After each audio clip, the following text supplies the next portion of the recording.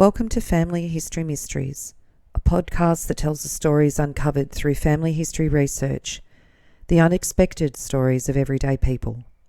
I am an avid family historian who has been compiling my family tree for over 15 years, with nearly 20,000 people recorded in my trees. Episode 36, The Printer. Thank you to Justine Donaldson, who contacted me with a fascinating story to tell. Her mother joined her in researching their family history and said that this could be made into a historical drama series.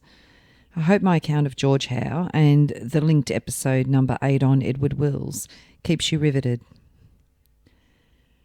George Howe was born Robert Howe at Basseterre, St Christopher Island, now better known as St Kitts, in the West Indies. His memorial stone states he was born in 1769. However, in Gwenda Robb's book on Howe, she ascertains this is incorrect. She's been to Basseterre and found the church records, and according to her findings, he was born on the 5th of August 1771 and baptised on the 26th of August 1771 as Robert Howe. He became known as George Howe. George was apprenticed to the printing trade. His later work indicates that his education was thorough, along the classical lines of the 18th century, and he was well read in European literature. In 1790, Howe went to London and worked on the Times and other newspapers, and he married Mary Macleay, a Scottish girl, and they had their son Robert, who was born in 1795. They also had another child which they left in England, presumably with the Macleay family, a daughter, Sarah Fortescue Howe, born on the 20th of November 1797 at St Andrews, England. Sarah married Angelius Bertrand and had a child, Mary. She then went on to marry David Tonkin and had one child with him, Samuel Tonkin. She then married a further 2 times to John Kellick and William Bodeman, and she died on the 20th of January 1863 at Marylebone, England. It was assumed that George fell on hard times when he went to England and worked, as in March 1799, together with a companion, Thomas Jones, under the name of George Happy, or an alias of Happy George, he was tried at the Warwick Assizes for shoplifting at a mercer's shop at Elchester. He was sentenced to death, but this was later commuted to transportation for life. And the Warwick High Sheriff records on the 28th of August 1799, usual letter to convene the convicts as named in the margin to the hulks at Portsmouth and for Mr. Dine to receive them. And George Happy, alias Happy George, is listed. Robert Howe, George Howe's oldest child, later referred to Alexander Macleay as benefactor of myself and my poor mother, and it was probably Macleay who enabled Howe's family, his wife and his son, to embark with him on the Royal Admiral.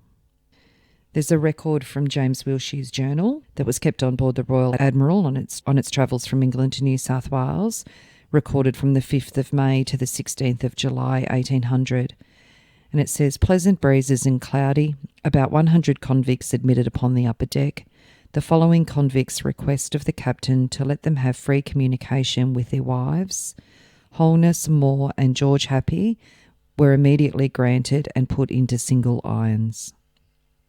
George and his son Robert arrived at Sydney on the 22nd of November 1800, but his wife died on the voyage.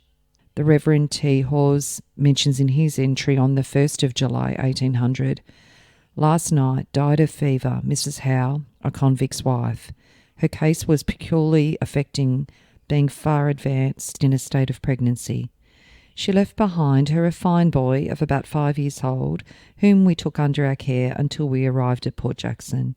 His father says that he considers it a great favour. Her body was brought upon deck about 12:30 at night. Brother Yule prayed, and then her body was committed to the deep.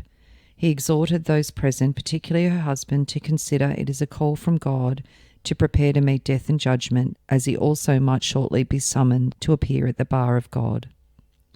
Brother Yule gave no comfort to anyone. The text for his bleak burial service was Revelations 20:15, and whosoever was not found written in the book of life was cast into the lake of fire.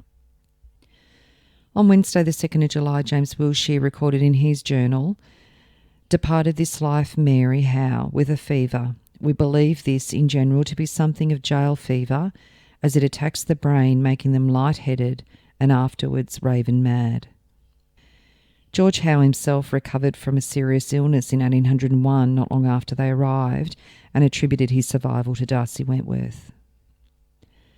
A small printing press had been brought to Australia by Governor Arthur Phillip, and a convict named George Hughes used it to print a considerable number of orders, rules and regulations in the new colony.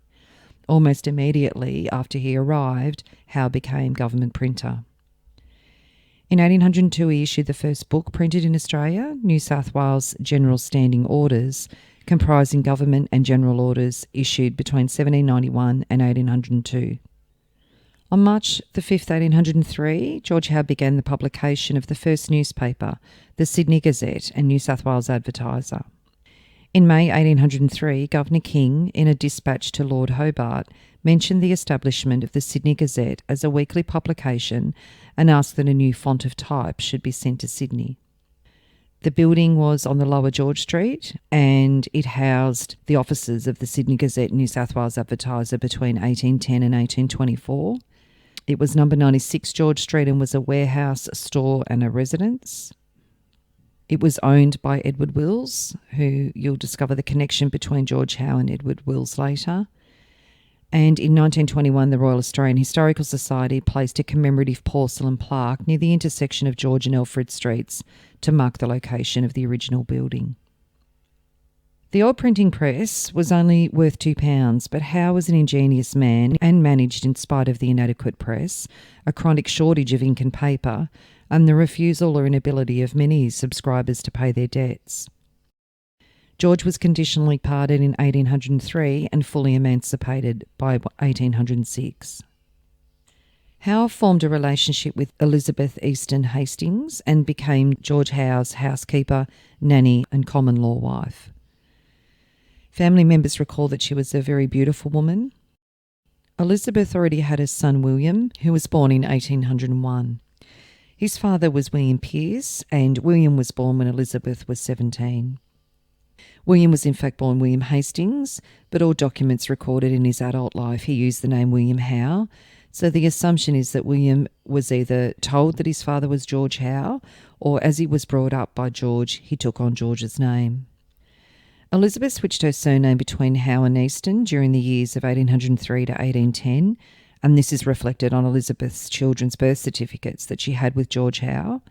There were 5 children: Thomas, born 1803, Mary Ann, 1805, George, born 1806, Anne, 1809, and Sarah, born in 1810. Gayleen Mansfield Smith wrote a detailed account of Elizabeth Hastings. She wrote that Elizabeth was also known as Elizabeth Haslen, Elizabeth Haston, Elizabeth Easton and Elizabeth Winter. She was baptised Elizabeth Hastings in Tonbridge in November 1784. In Kent, on the 6th of April 1798, aged only 14, Elizabeth was committed and charged for a violent break-in to the dwelling house of Mr. Bredger. Elizabeth was tried at the Kent Assizes on the 27th of July 1798 for again breaking into a dwelling house, this time of Stephen East, for stealing a piece of printed cotton and sundry other articles. This was worth 3 shillings and 3pence, and having a previous conviction, she was sentenced to 7 years transportation. The court records her name as Elizabeth Haston. She came on the ship Speedy, leaving England on the 30th of September 1799 and arrived in Sydney on the 15th of April 1800. In the July 1801 convict muster, she is listed as Elizabeth Hastings, resident Toongabbie, New South Wales, with M. Pearce, off Stores. By 1806, she's listed as her marriage status of concubine, so in other words, a mistress, with 3 male and 1 female natural children. Between the 30th of August 1807 and the 15th of May 1808, because of a quarrel between Governor William Bligh and his enemies, the Gazette ceased publication. The reason given was lack of paper, but Robert Howe, George Howe's son, later revealed that the government stores had large stocks of paper. To add to his income at that time, George opened a stationery shop. He also became a private tutor. He offered reading, writing and mensuration. And he also was a professional debt collector and then had a mobile food stand for the public. So he became quite enterprising in the time that he couldn't do his usual trade. After Bligh's arrest in 1808, George Howe had to threaten to publish the names of his debtors unless they paid him within a fortnight. By 1810, Howe recommenced his printing office, but it was almost destroyed by lightning. Things, however, were looking up as the newly arrived Governor Lachlan Macquarie renewed his appointment as Governor Printer, and the next year granted him a salary of £60. And there was a retrospective article about George Howe and Australia's first newspaper. It says the queer little quarto-sized double sheet that was Australia's first newspaper and its first editor, who was still queerer, deserve more attention than they have yet received through various articles written about them. The first issue of the Sydney Gazette appeared in 1803, 15 years after the founding of the colony. Howe was an involuntary immigrant. He had worked in various London printing establishments, including that of the Times, then in itself a newcomer to the journalistic world. But tired of the case, according to one story, Howe adopted the profession of highwayman, in which he had so many escapes as to win the nickname Lucky George. However, he was caught at last, and under still another name, George Happy, he was transported to Botany Bay, where, being an ingenious man, he obtained almost at once, and under his baptismal name again, the position of government printer in succession to Hughes. A year later, in 1803, in pursuance of Governor King's desire that the settlers and inhabitants at large should be benefited by useful information being dispersed among them, he was entrusted with the foundation and conduct, under censorial supervision, of our first newspaper. The second object of King's was the more officious publication of government orders and proclamations, and these, or in the absence in any particular week, for the paper appeared only weekly, some important advertisement constituted the introduction and the principal part of the opening page. The rest of the paper consisted of local news, dressed up humorously whenever there was any excuse, and sometimes when there was none, overseas news cut out of English papers or built up out of private letters and verbal information obtained from the latest arrivals by ship, advertisements, practical and instructive articles, and letters, many of which obviously originated in the printing office. There was for some years no leading article, though the first issue of the Gazette contained an address to the reader, and other similar communications appeared now and then, particularly when Howe felt obliged to urge upon his subscribers the fact that he could not live and supply them without money, for he had to support himself. Until he was pardoned, he drew convict rations. It was some time before he received a salary. In the early days of the colony, even of those who could read, not all troubled to do so, and by no means everyone who was induced to enter his name as a subscriber could be also induced to pay his bill. What with the difficulties thus arising, the state of his types, the rarity of paper that would take ink, the insufficiency of respect paid to an office of which few besides himself realised the importance, and the necessity of publishing nothing that could possibly offend the governing bureaucracy, poor Howe had to have a rather thin time of it. The censorship was by no means merely nominal, for in later and freer years Howe complained querulously of sentences altered until he could scarcely recognise a fraction of the original import, paragraphs struck out that were vital to the sense of consistency of his articles, and sometimes whole columns were amputated. His typographical troubles were also very real. On one occasion he had to use blanks for the lack of the letter E, and there were similar troubles about paper. He advertised again and again for paper of almost any kind and any size, even paper that might have been from any accident, from damp or mildew, rendered unfit for writing. This mainly accounts for the variation of the Gazette's dimensions and in the number of its pages, as well as for the occasional brownish or bluish colour. One issue was so greasy that upon it even the best type and ink would hardly have been legible. Its worn-out type and its blurred and dingy ink amateurishly compounded out of charcoal and shark oil. Another was printed on ordinary grocer's brown wrapping paper. The tone of the Sydney Gazette was authoritative and yet filled with deference for all authority, pompous in a stiff, affected 18th century fashion, and mingling a precarious dignity with inappropriate lapses into a humour that is sometimes deplorable, arises quite as much from Howe's personality as from the circumstances against which he had to struggle.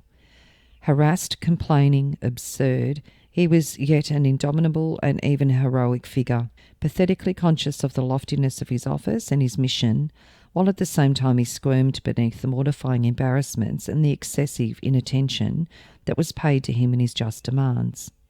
The forefather of Australian journalism, to be obliged to sue in person for small payments, to be obliged to touch his hat to an inferior but overbearing official whom he knew to be guilty of improprieties, to say the least of them, which he must wink at, insupportable indeed. Howe was concerned with the importance of the press as a moral and educational, as well as an informative agency, and he did his best in the cause of uplift. Though hardly an educated man, he was by no means unread. He had a reverence for, amongst other things, the English classics, and aimed, it is clear, to cast a literary colouring over the Gazette, especially that of the letters to the printer, for Howe's office was not dignified with the title of editor for many years. When he is strongly moved, his voice rises to shrillness, and he may become, at the same time, pathetic and amusing, both consciously, I should say, for there was an element of genuine humour in our first editor, however he misused it sometimes. He was always practical, always idealistic, since he was willing even to be laughed at in the interests of something that he placed above himself. He was prepared indeed to suffer any discomfort if it would help him impress his public and enforce his point. Howe's economic position improved still further when in 1812 he married Sarah, the widow of Edward Wills, one of George's close friends, and owner of the building that George printed from at St Philip's Church of England in Sydney. He left Elizabeth Easton to marry Sarah. By 1814, Elizabeth Easton was off government rations, living at Windsor on the outer rim of the colony, quite possibly in a house that George Howe allowed her to live in that he owned. Elizabeth maintained the surname Hastings and wisely claimed to be a widow. Young widows were in great demand as prospective marriage partners. In 1819, Elizabeth Hastings married James Winter. They needed to file an application to marry, as James was a serving convict. Little is known of the marriage apart from the birth of two more daughters, Elizabeth and Anne Winter. It is hoped that Elizabeth found a measure of happiness before she died suddenly in 1828 at the age of 43. James was left with two small girls that he could not provide for, and within weeks of Elizabeth's death he had applied for them to be admitted to the orphan institution. Back to George's marriage to Sarah Wills. It mentions that George Howe had been a friend of Wills, who had in fact entrusted him with the task of collecting all his outstanding debts, and George and Sarah had one child, Jane, born in 1816 at Liverpool, New South Wales. The marriage was said to be not a happy one, and family members say that Sarah was jealous of his close relationship with his eldest son, Robert. There was a contract of sorts drawn up at the time of their marriage. It says, whereas a marriage is intended by the grace of God to take place and be solemnised by and between the said Sarah Wills and the said George Howe, previous whereto the said Sarah Wills is fully and absolutely minded and determined and means and intends by these presents in the most effectual and decided manner to secure to herself and to her own soul absolute and exclusive right and disposal, with a view to a provision not only for herself but also for her children, wholly and absolutely free from the let, hindrance, molestation, interruption, power or control of the said George Howe, or any person or persons whatsoever upon his account or his authority under any colour or pretence whatever. All and singular lands, houses, tenements, warehouses, goods, property and chattels. A leasehold house, warehouse and premises situated at number 96 George Street, which is where George had his printing business. A 25-acre farm at Kissing Point, a 30-acre farm near Sydney, a 30-acre farm at Land Cove, £200 or household furniture estimated at £200, the brig Mary and Sally, stock in trade, part paid and part unpaid, estimated at £2,500 clear, 2 mares, 2 fillies, 3 cows and 3 calves. And this was stated on the 28th of September 1812. So Sarah was being very careful to protect her first husband's property and assets for the children that she did have to Edward Wills. Interestingly, though, in March 1821, in her presence, George Howe made a will that left everything to Sarah. Some 2 months later, immediately before he died, though, Howe secretly revoked this will, leaving Robert, his son, the printing business and the house at number 96 George Street to his 4 illegitimate children and Horatio Wills and Jane Howe, and he made no provision for his wife. Sarah was naturally enraged by this act, and litigation on the subject went on for many years. The litigation was mainly carried on behalf of the children by Edward's son, Thomas Wills. During the litigation, Sarah deposed that Howe had become mentally deranged prior to his death, seeking to have the will set aside on the basis that he was mentally incompetent at the time of revoking the will in her favour and making the new secret will. This litigation went right up until the time Sarah died in 1823, and the final outcome was that the court ordered that the property should pass to the trustees for her children. Sarah's will was made on the 19th of September 1821, 2 years before her death. Her 2 married daughters, Sarah and Elizabeth, were excluded on the basis that she had made provision for them on the occasion of their marriage, so her property was left to her children Thomas, Edward, Horatio and Jane. One of Sarah's sons, Horatio Spencer Howe Wills, became editor of the Gazette and published the first paper edited by a native-born Australian called The Currency Lad, which first appeared in August 1832. After his marriage, George Howe became more active in commerce. In 1813, he joined Mrs. Mary Reeby in a speculation in sandalwood, and in 1817 he became one of the 14 foundation subscribers to the Bank of New South Wales. In 1813, he published the first natural history and art book printed in the colony called Birds of New South Wales with their natural history. And in 1819, the first book of poetry published in Australia came from George Howe's press called The First Fruits of Australian Poetry. In addition to the Gazette, Howe began the publication of the New South Wales Pocket Almanac in 1806, which became a regular yearly production from 1808 to 1821. It appears to have become more prosperous, as in 1817, George Howe petitioned Governor Macquarie in 1820 for a grant of land due to his extensive family and the need to provide for their future advancement. Howe was preparing to publish the first periodical magazine when he died on the 11th of May 1821 at his residence, 56 George Street, Sydney, aged only 52. He left property worth £4,000. Robert inherited the printing and publishing business and ownership of the Sydney Gazette. He was buried in his own vault in the Church of England Cemetery in Elizabeth Street, Sydney, with his second wife and his friend Edward Wills. It's interesting that Sarah and Edward and George are all in the same tomb, and there's an inscription on his plaque that says, "In memory of George Howe, a Creole of St Kitts, born 1769, died 11th of May 1821. He introduced into Australia the art of printing, began the Sydney Gazette and was the first government printer, besides which his charity knew no bounds."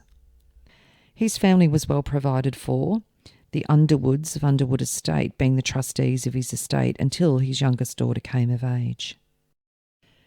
George performed important work. To have a newspaper as early as 1803 was of great benefit to both government and settlers. The Gazette kept the settlers in touch with home. From the beginning, George Howe encouraged education and published material calculated to aid both teachers and pupils. He also fostered literature, and before 1810 he printed more than 40 poems, many of which he wrote himself, and he has therefore a strong claim to the title of Father of Australian Literature. He seems to have been a man of indomitable spirit, and considering his difficulties, he was a good printer and editor. There's a stained glass window that is in the State Library of New South Wales, and it depicts Howe presenting the first edition of the Gazette to Governor King. And the title of the stained glass window is The Publication of the First Australian Newspaper, 1803. Now to George's children. His first child, Robert, his eldest son, was born on the 30th of June 1795 in London, and he came with his parents to Australia at the age of 5. From 9, he helped his father in the printing business, recalling how the printing press was ramshackle and the amount of type was inadequate. As a teenager, he rebelled. He indulged in excessive alcohol consumption. He was described as dissipated in his youth. He and Elizabeth Lees had a brief relationship that resulted in the birth of Robert Charles Howe in 1820, an illegitimate child, and Anne Bird agreed to raise Robert Jr.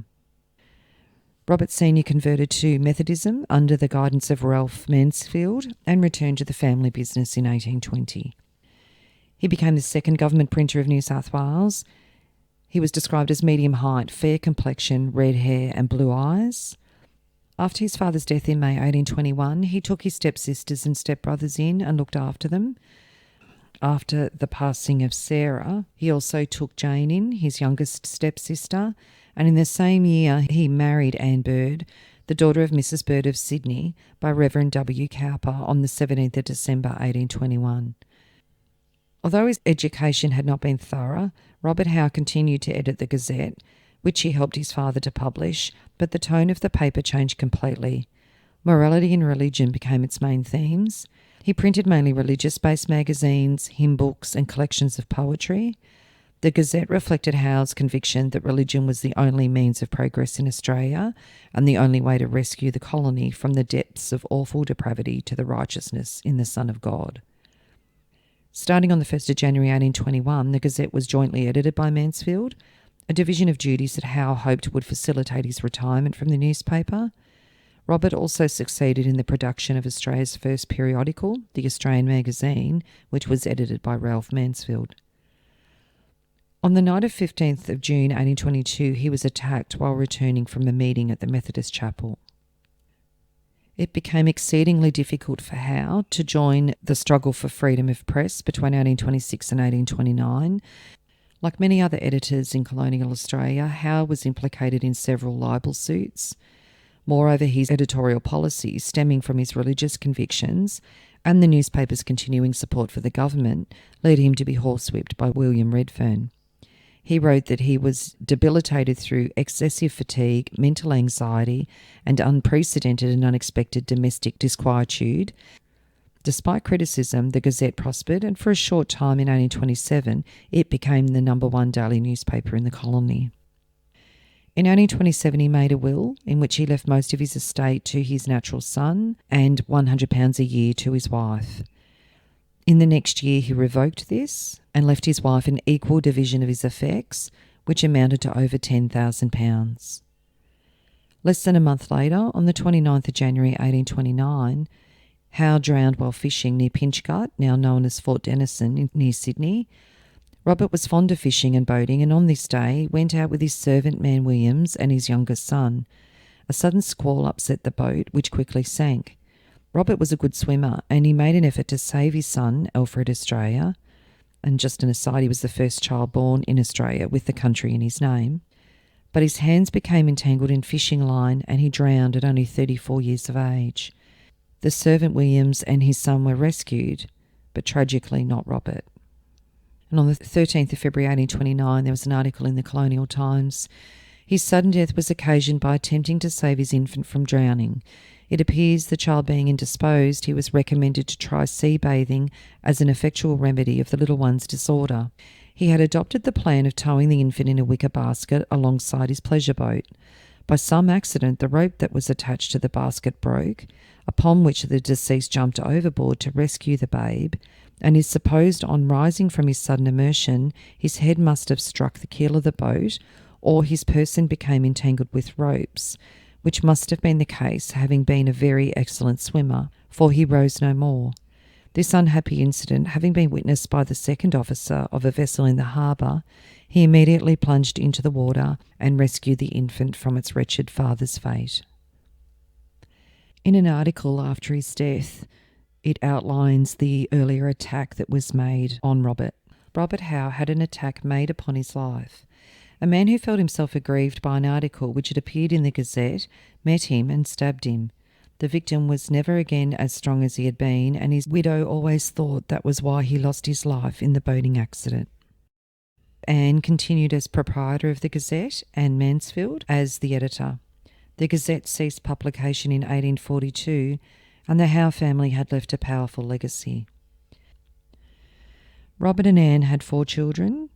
Robertus Mansfield, born 1822 and died 1824, aged 15 months. Anne Wesley, born 1824, who died in Geelong in Victoria, aged 42 in 1866. She was unmarried. Alfred Australia, born in 1825, who died in January 1837, aged 12, who lost his life at Port Macquarie in a shark attack. And there was an article written in the Sydney Gazette outlining his death. At the Macleay River on Wednesday evening on the 17th of January, Master Alfred Australia Howe, aged 12, second son of the late Robert Howe, Esquire, printer of Sydney. This unfortunate youth, whilst washing his feet in shallow water on the banks of a stream, in charge of a manservant, who was, in fact, Williams, the same servant that was with him and his father that day on the boat, was suddenly seized by a large shark nearly 50 miles from the harbour and dragged into the current.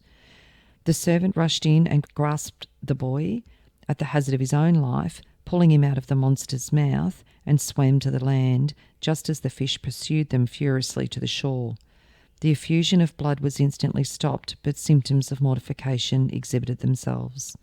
The surgeon in attendance peremptorily ordered a removal to Port Macquarie for amputation of the limb, but death terminated his sufferings by lockjaw in a litter on the road. 8 years ago, this unfortunate boy was miraculously saved from a watery grave. At the time, his equally unfortunate father was drowned by the upsetting of a boat off Pinchgut. The good qualities and high promise of the youth are justly appreciated by all that knew him, and time itself can never efface from his unhappy relatives the dreadful catastrophe which has deprived a mother of her fondest hope and 2 sisters of their dearest brother. He will be removed to Sydney for interment in the vault of his family, so that the bodies of the father and son may mingle in dust together. And the other sister that was mentioned was Mary Macleay, born in 1827. She married Colin Mackenzie in 1850. She had 6 children, only 2 lived into adulthood. Mary died in Sydney in 1885, aged 58. Colin was a solicitor, and his marriage to Mary was his second. Robert Charles Howe, the only surviving son, was the 3rd Australian government printer and the 7th and last government printer in the Howe family line. Robert married Sarah Bloodworth in 1840 and they had 9 children, most whom remained in the Rylstone district. Robert Jr. lacked the guidance of his father and spent more time with champagne suppers and horses than running the paper, and the Gazette as a result was passed over to the government in 1842. Robert Jr. then took up station life at Little Hartley in the Blue Mountains, transporting his own wool to Sydney. He then went on to Rylstone, although this did not prove to be a successful venture, and he died at Rylstone on the 14th of July 1875, aged 54. William Pearce Hastings was born in 1801 when Elizabeth was 17, and even though he was not George Howe's son, he did go under the name William George Howe for his adult life and with any registration documents. 2 years before his mother's death, William George Howe married Anne Williams, the daughter of ex-convicts Bernard Williams and Anne Ralph. Because Bernard was coxswain to Government Macquarie, they were the first occupants of Cadman's Cottage, which still occupies the waterfront next to the ferry terminal in downtown Sydney. William and Anne Howe emigrated to the Bay of Islands in New Zealand. The first child born between George Howe and Elizabeth Hastings was Thomas Terry. He was born in April 1803. There is very little recorded on Thomas Terry. However, there is a family tree on a site that mentions Thomas Terry Henry Howe, and it mentions that he was deceased in 1825 by being drowned at sea near Indonesia, aged 22 years old. However, I'm unable to find other definitive evidence of this. The next child was Mary Ann Risdon Howe. She was born in 1805, and she married John Cowell in Sydney in 1821 when she was 16 and John was 41. The marriage was 1 month after the death of her father. John had an 8-year-old son. John and Mary lived amongst the Maori people in what was a very primitive and largely uncivilised New Zealand at the time. And Mary died in 1834, Kauai, New Zealand, and they had no children. George Terry Howe, the next child, was born in 1806, being the youngest son of George Howe. He served his apprenticeship in the printing trade with his father, and in 1824 he went to Van Diemen's Land. He'd married Sarah Bird, the sister of Robert Howe's wife, Anne Bird, in Sydney on the 16th of September 1824. They had one son and 7 daughters. At Launceston on the 5th of January 1825, he founded the Tasmanian and Port Dalrymple Advertiser, being the town's first printer. In that month, Lieutenant Governor George Arthur persuaded Howe to bring his press to Hobart Town and join James Ross in producing an official Hobart Town Gazette. He was the appointed government printer and at 19 was the youngest government printer on record. Early in 1827, Howe parted from Ross and re-established the Tasmanian in Hobart. In August, Howe handed over the Tasmanian to John McDougall and returned to Sydney to be the overseer of the Sydney Gazette for his nephew Robert Jr. And there was a description of George. He was very tall, with dark hair and eyes, and of proud, independent spirit. His good looks and quick temper he inherited from his mother. Sometime after his return to Sydney, Howe visited his older sister in New Zealand, where he had a son by a Maori woman of noble birth, and the son's name was John Kiwi Howe, born in 1830. George Howe died at Chippendale, Sydney on the 6th of April 1863, and George's wife Sarah died in 1873. George Risdon Howe, George's only son with Sarah, worked for 14 years in the Brisbane Government Printing Office. The next child, Anne, she was born in February 1809 and she died at only 2 years old in May 1811. And the last child of Elizabeth Hastings and George Howe was Sarah. She was born in September 1810. She died on the 25th of September 1879 in Redfern, Sydney. Sarah first married Edward Lee in 1828 in Sydney. Edward was Jewish. He was aboard the brig Belinda, which was owned by his father and named after his sister, when it was wrecked off the south coast of Western Australia in 1824.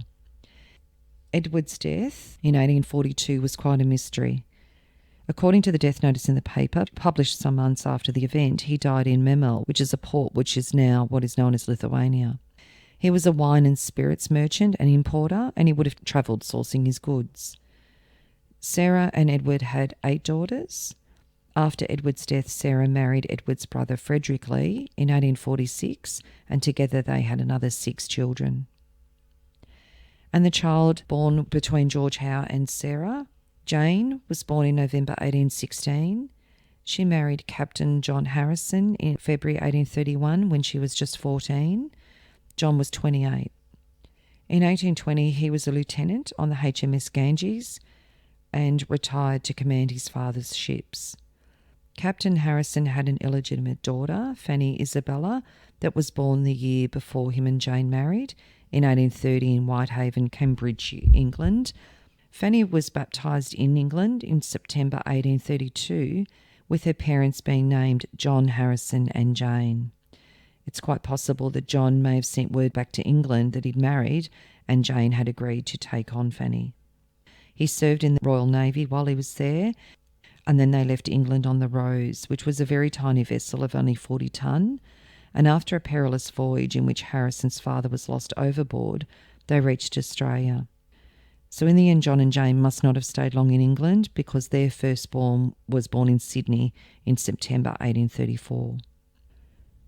From then until 1837, Captain Harrison ran a small fleet of trading vessels out of Sydney, and Jane, as well as raising her family, studied singing and the piano. Harrison gave up his trading business in order to take up land at the Port Phillip settlement.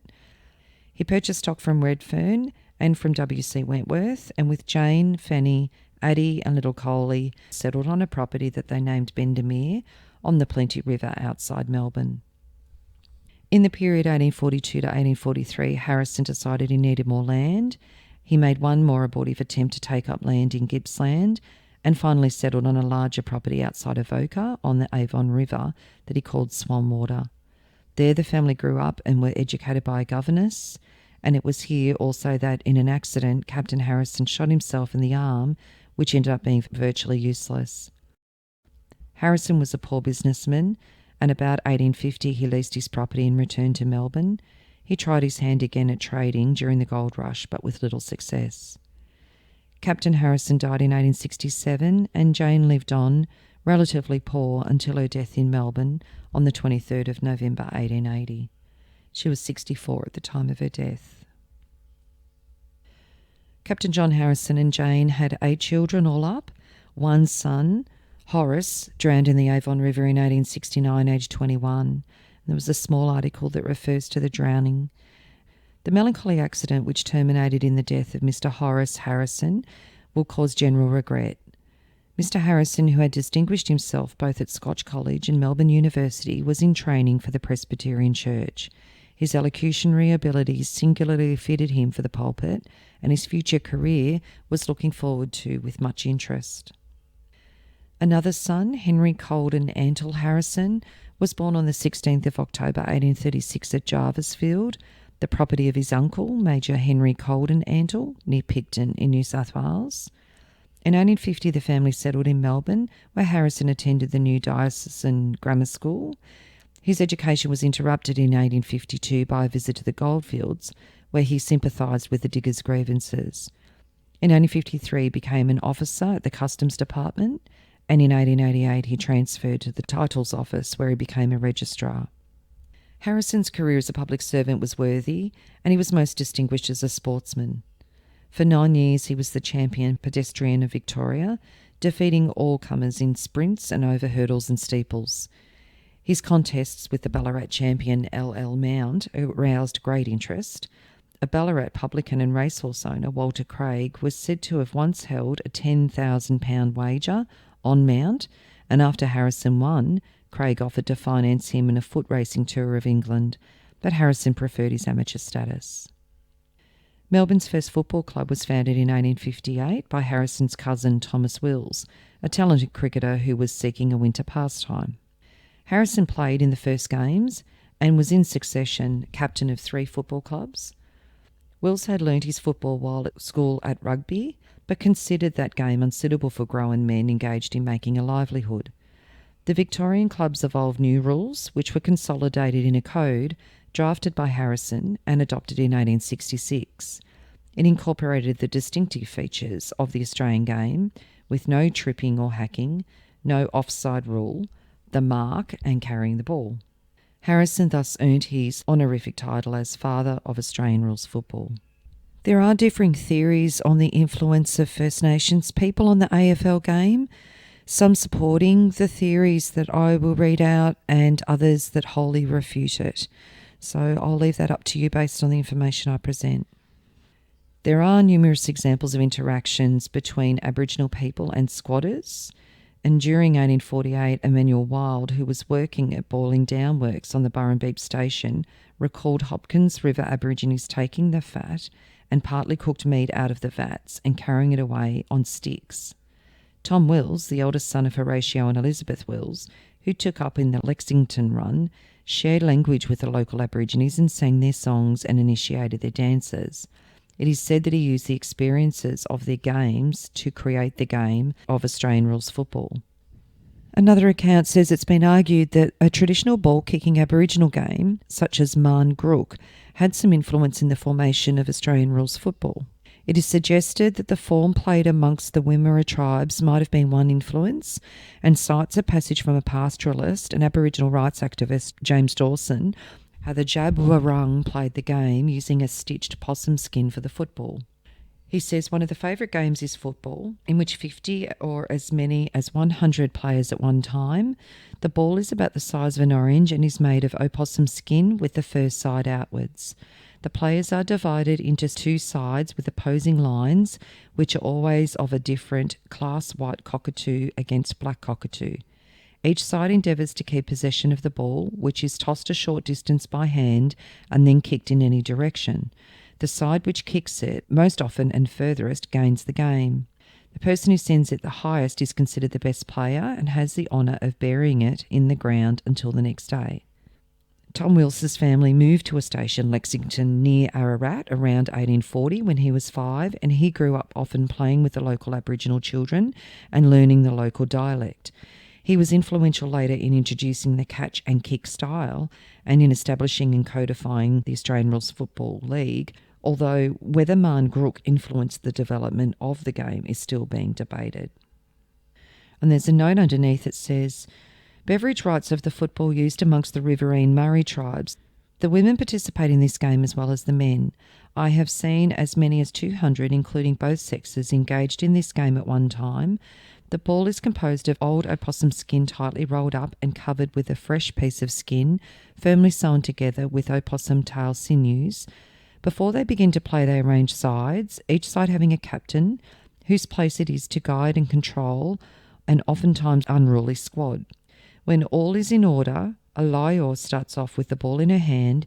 She walks a little way out from her own side and towards that of her opponents, drops the ball with seamless carelessness, but ere it is the time to reach the ground, she gives a dexterous and by no means a gentle kick, which, being correctly aimed, sends the ball into the air. Thereupon the fun begins in downright earnest. They have not any appointed goal to which the ball has to be driven. The whole of the play merely consists of keeping the ball in motion and preventing its coming to the ground, whilst the strugglers of the game all tend to keep the ball from being captured by the opposing side. Those holding the ball throw it from one to the other of their own side, and whilst it is going on, that the non-possessors strenuously run and jump to intercept in its flights. As the eyes of the players are never by any chance bent on the ground, tumbles during the game are numerous and frequently ludicrous, more especially when one goes down, and so becomes a stumbling block over which a dozen or more come toppling in a heap.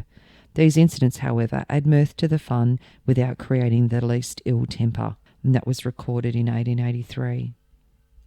Henry Harrison retired from playing in 1872, but maintained his interest in football. He became the vice president of the Football Association that was formed in 1877. He was a chairman in 1905 of the conference that formed the Australian National Football Council and was elected its first life member. He was an honoured guest at the Jubilee dinner in 1908, in which Alfred Deakin proposed a toast to Australian football. He also maintained his physical fitness. In 1898, he rode a bicycle from Melbourne to Sydney in 10 days to see the final test match against Stoddard's English 11. Henry was handsome, lean and well-groomed, somewhat unbending and puritanical, upright and honourable. He died in Melbourne on the 2nd of September 1929, predeceased by his wife Emily, who was a sister of Tom Wills, and he was survived by 4 daughters. His coffin carried a wreath of violets in the shape of a football, and Harrison's stand was named after him in 1908 at the MCG. In 1936-37, they constructed the Southern Stand at the MCG, and the Harrison stand was one of the stands that made way for this construction. However, today there is a function room named Harrison Room after Henry Harrison. So I hope you enjoyed the story of Australia's first printer and his subsequent descendants and the place that they had in Australian history.